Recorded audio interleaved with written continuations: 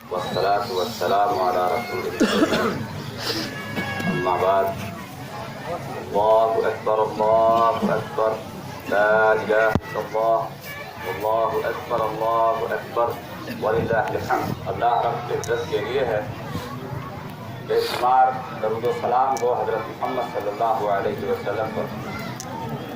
حاضرین محترم، اللہ تبارک و تعالیٰ کا بے حد شکر اور احسان ہے جس نے ہمیں اپنی زندگی کا ایک اور موقع عنایت فرمایا کہ ہم اس کے حضور 2 رکعت نماز عید الاضحیٰ پڑھ سکیں اور اس کے لیے قربانی کر سکیں. محترم حضرات، یہ قربانی یا عید الاضحیٰ یا حج، اس سب کا دائرہ حضرت ابراہیم علیہ السلام کے ارد گرد گھومتا ہے. ہماری معلوم اور مشہور تاریخ میں حضرت ابراہیم علیہ السلام بہت ہی عظیم المرتبت اور بڑی ہی قابل قدر ذات ہے. ابراہیم علیہ السلام ایک شخص کا نام، ایک ایسا شخص جس نے اپنی زندگی کا بیشتر حصہ اپنے رب کی تلاش اور اس کے پیغام کو پہنچانے میں صرف کیا. ایک ایسا شخص ہے جس کو اللہ تبارک و تعالیٰ نے مختلف پیرائے سے آزمایا، اور ابراہیم علیہ السلام وہ ذات ہے جس نے ان تمام امتحانات کو، تمام آزمائشوں کو اس طرح سے پورا کیا کہ قرآن مجید نے گواہی دی کہ اس نے سب کو پورا کر دیا. اور پھر یہ وعدہ کیا یا یہ اعلان کیا کہ اب آپ کی ذات قیامت تک کے لیے لوگوں میں مشہور و معروف کر دی جائے گی. آپ کے نام لینے والے قیامت تک رہیں گے. یہی وجہ ہے کہ ابراہیم علیہ السلام جن کی دعوت پر، جن کی تبلیغ پر گنے چنے 2-4 لوگ ایمان لائے، اس کے باوجود آج پوری دنیا، وہ چاہے کسی بھی مذہب کی ماننے والی ہو، چاہے وہ یہودیت کو مانتے ہوں یا عیسائیت کو مانتے ہوں یا اسلام کو مانتے ہوں، سب کے سب حضرت ابراہیم علیہ السلام سے کسی نہ کسی پہلو سے جڑے ہوئے، اپنے کو ان سے منسوب کرتے ہیں. یعنی ایک شخص. اور اللہ تبارک و تعالیٰ نے قرآن مجید میں ابراہیم علیہ السلام کو تنہا ایک امت کہا.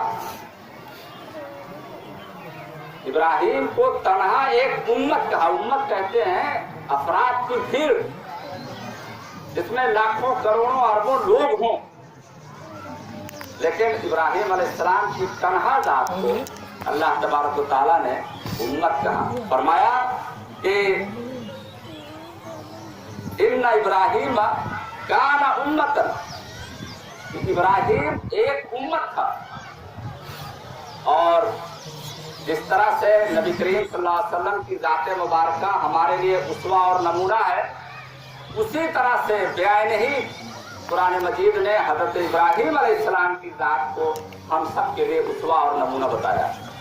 اور نبی کریم صلی اللہ علیہ وسلم کو یہ حکم دیا ہے کہ ثم اوحینا الیک، پھر ہم نے تمہاری طرف یہ وحی کی ہے، اے نبی ہم نے تم کو یہ پیغام بھیجا ہے، ان اتبع ملت ابراہیم حنیفا، کہ تم ابراہیم جو کہ حنیف تھا، حنیف کہتے ہیں جو توحید پرست. قرآن مجید میں توحید پرست ہونے کے لیے حنیف کا لفظ استعمال ہوتا ہے، توحید کا لفظ نہیں استعمال کیا گیا.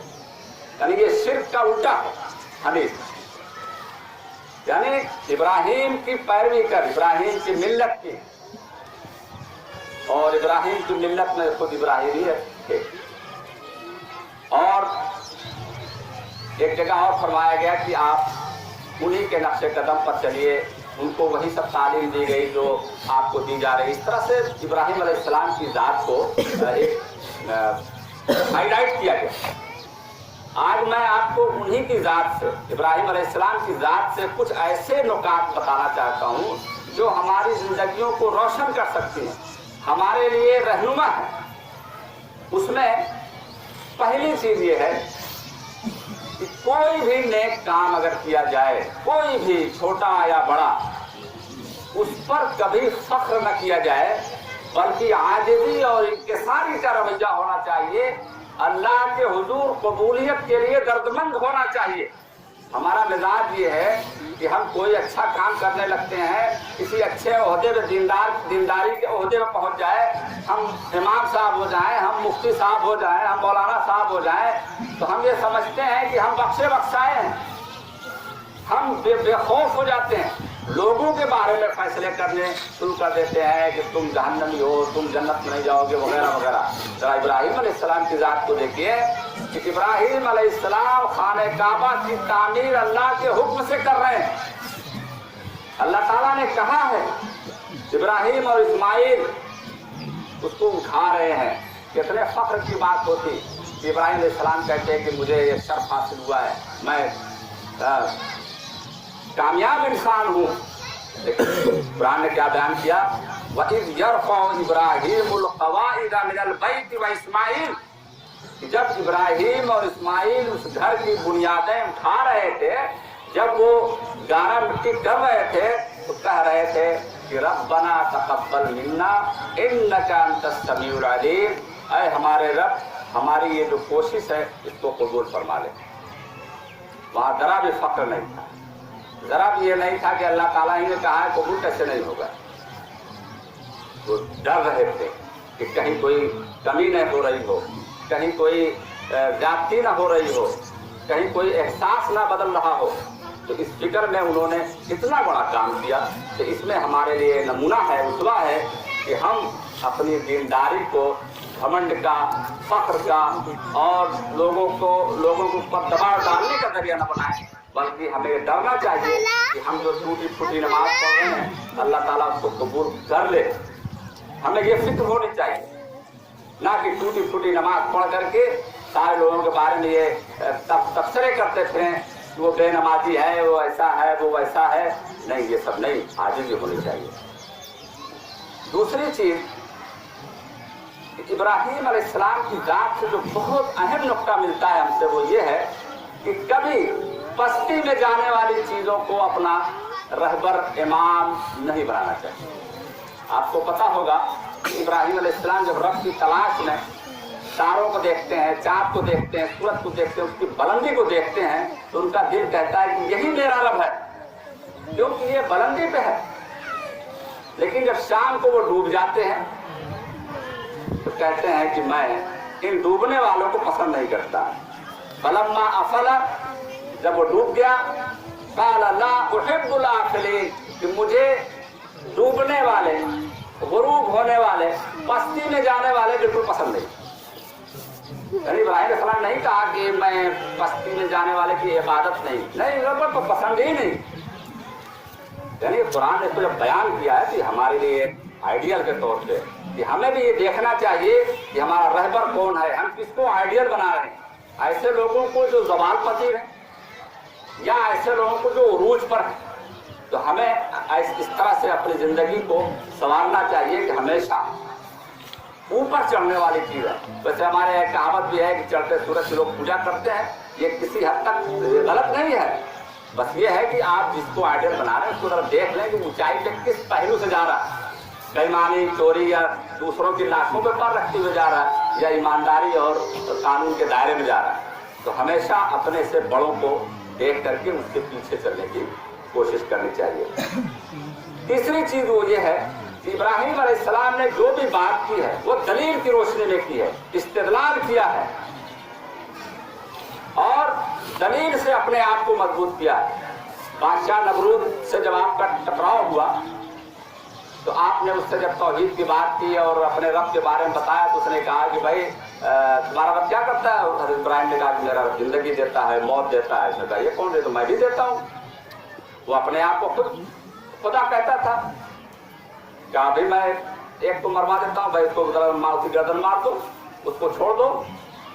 ابراہیم علیہ السلام نے سوچا کہ یہ جو ہے بڑے محدود دائرے میں سوچ رہا ہے۔ انہوں نے کہا ٹھیک ہے، اگر تو خدا ہے، تو رب ہے، تو میرا خدا جو ہے وہ سورج کو جو ہے پورب سے نکالتا ہے، تو ذرا اس کو پچھم سے نکال دے۔ अब वो जो है मजबूत तो करवा गया। तो दलील से अपने आप को मजबूत किया। एक दूसरी बात उन्होंने एक की, जिंदगी भर वो ये कहते रहे कि भाई ये जो तुम बुत बना के पूछते हो ये क्या कर सकते हैं, अपने हाथ से उठा पटक के रगड़ के सीढ़ी मार मार के बनाते हो और उसके बाद फिर उसको पता बना लेते हो, उसके आगे चढ़ावे चढ़ाते हो, तुम्हारा क्या कर सकते हैं, कुछ नहीं कर सकते। लेकिन लोग मानने तैयार नहीं थे। एक दिन ऐसा आया कि आपने सारे बुतों को तोड़ दिया, एक को छोड़ा। ये आपने काम इसलिए नहीं किया था कि बुत तोड़ करके कुफ्र को मिटाना था, वो वहां आप अपनी बात को दलील से साबित करना चाहते थे। उनके घर गांव मोहल्ले की बात थी, उन्होंने सारे बुत को तोड़ दिया। लोग आए, उसके बाद पकड़े गए। फिर लोगों से कहा भाई बड़े खुदा से पूछ लो, बड़ा खुदा तो ठीक ठाक है। लोगों ने कहा भाई कहाँ से बोलेगा, कहाँ से बताएगा। कहा भाई मैं जिंदगी कब से कह रहा हूँ। लोग शर्मिंदा तो हुए, लेकिन अब जाहिर है कि पेट का मसला तो इब्राहिम अलैहिस्सलाम कर दी। तो इस तरह से उन्होंने अपनी बात को मुदल्लल किया और ये क़यामत तक के लिए एक नज़ीर पेश कर दी सारे लोगों के लिए कि जब भी कभी इस तरह की बात हो इब्राहिम अलैहिस्सलाम को वाक़या पेश कर दो। यानी हर कोई अब जरूरी नहीं है कि वो दलील कायम करे। नबी करीम सल्लल्लाहु अलैहि वसल्लम ने भी बुत तोड़े हैं, लेकिन वो कहाँ के तोड़े हैं, मंदिरों के नहीं तोड़े, मक्का के घरों के बुत नहीं तोड़े, खाने काबा को के तोड़े।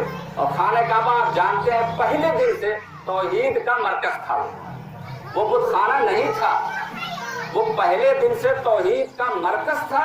जब हुजूर को गलबा हासिल हुआ तो आपने उस तौहीद के मरकज को अपनी असल सूरत में कायम कर दिया। वहां से ऐसा नहीं हुआ कि वो जाके घरों घरों के, ये होना नहीं है। आप दावत पेश करें, तबलीग पेश करें, उसकी बुनियाद तो खुद अपना तोड़े जोड़े। एक बात। अगली बात यह है कि उन्होंने अपनी जिंदगी में बस्ती बसाई, बस्ती बसाई। यानी एक नबी है बेआबो ब्याह इलाके में, यानी मक्के में जहाँ कोई आबादी नहीं थी, अपनी बीवी को हाजरा को, अपने बेटे इस्माइल को ले जाकर छोड़ा। उसके बाद फिर वहाँ पर आपने एक बस्ती की फिक्र की और उस सिलसिले में आपके पेशे नज़र जो आइडियल थे या जिस तरह की बस्ती आप बसाना चाहते थे, उसको कुरान ने इस तरह से बयान किया है कि वइज़ क़ाल इब्राहीम रब्बी जाल हाज़ा बलदन आमिना, यानी ऐ परवरदिगार ये जो बस्ती में बसा रहा हूँ, ये जो चंद लोग बस गए हैं और फिर बसेंगे, इस इलाके को अमन वाला बना। यानी एक मिसाली बस्ती पुरअमन होनी चाहिए। वहाँ पर गुंडे, मवाली, क्रिमिनल्स, झगड़े करने वाले, गाली बकने वाले ना हो, बल्कि लोगों की इज्जत करने वाले, लोगों के एहसासात का एहतराम करने वाले, लोगों की इज्जत आबरू की हिफाजत करने वाले इस तरह से होती। ये दुआ आपने की। और क्या दुआ की कि वरज़ुक़ अहलहु मिनस समरात, और इसके रहने वालों को फलों का यानी रिज़्क़ दे, खाने पीने की चीजों में फरावानी दे। एक मिसाली बस्ती में ऐसे लोग होने चाहिए जिन्हें फिक्र हो, यहाँ के सारे लोग खाते पीते हो। आपको खुशी होनी चाहिए अगर कोई आगे बढ़ रहा हो, ना कि आपको तकलीफ हो जाए कि कैसे इसकी रोजी पड़ गई, कैसे ये कमा रहा है, कैसे इसका घर और गाड़ी और बंगला तैयार हो रहा है। हमें खुशी होनी चाहिए, ऐसी बस्ती होनी चाहिए। ये इब्राहिम अलैहिस्सलाम के देश मिलता है। एक बात उन्होंने और फरमाई थी कि मन आमन बिल्लाहि वल यौमिल आखिर, ऐ अल्लाह जो ईमान वाले हों उनके लिए रोजी रोटी का, तो अल्लाह ताला ने इसको जरा नेगलेक्ट किया, करना ही नहीं, ऐसा नहीं। अल्लाह ने कहा कि क़ाल वमन कफ़रा व उमत्तिउहु क़लीला, जो लोग कुफ्र करेंगे, ईमान वाले नहीं होंगे, उनको भी हम देंगे। क्योंकि दुनिया इम्तिहान के लिए है, जाहिर है कि आप सारे लोग ईमान वाले नहीं हो सकते। तो इस तरह से एक चीज उन्होंने ये की। एक चीज और की कि आपने अपने आप को मुकम्मल तौर से इस्लाम से जोड़ा।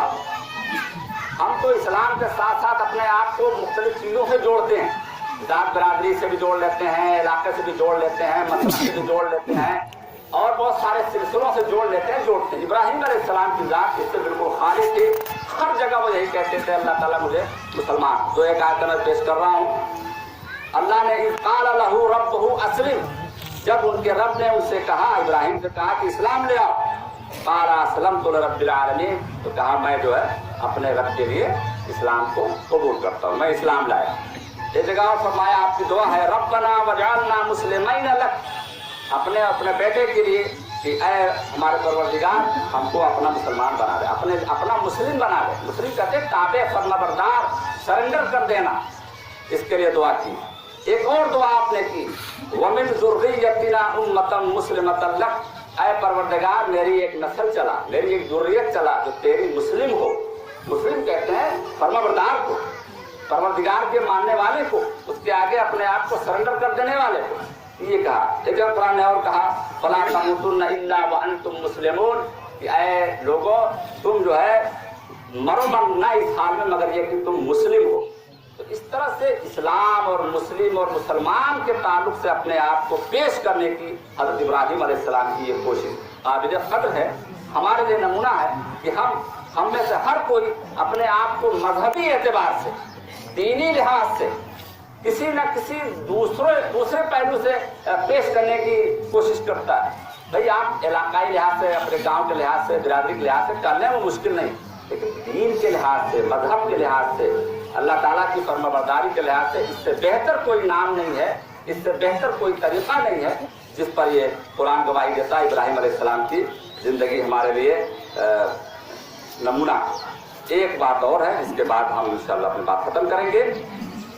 ابراہیم علیہ السلام کی زندگی میں شک و شبہ نام کی کوئی چیز نہیں تھی.